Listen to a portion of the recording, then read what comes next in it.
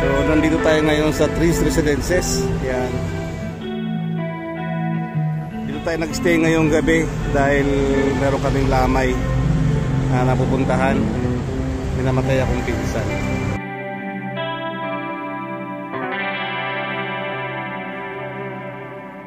So kagandahan dito, may sarili na siyang Alphamart sa harapan.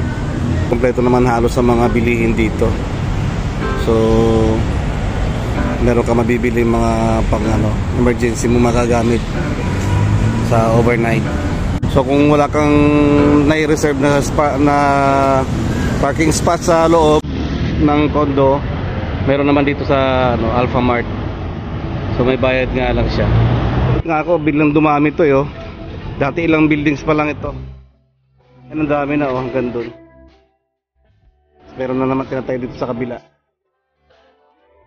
Dito yan sa Milagro. Very accessible na siya kasi siya.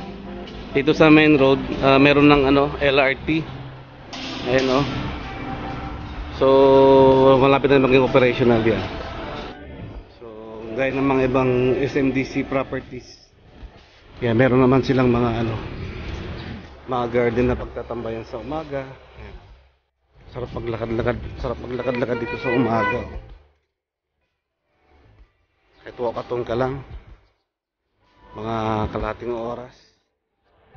May access din naman sa gilid yung at may mga CCTV rito. Ayan. So dito ako access sa gilid. Merong pool dito sa likod tignan natin. Ito naman yung pool area. Ito yung malaking pool. Ito naman yung pang-kiddie pool at saka doon yung isang pool na ayan.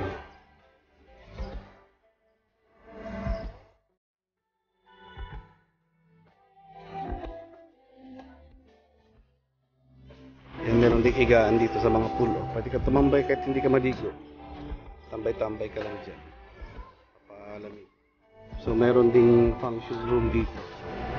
So in case gusto mong pa-party o mga meetings, pwede dito sa function hall. Magandang security dito kasi nga managed by SMDC.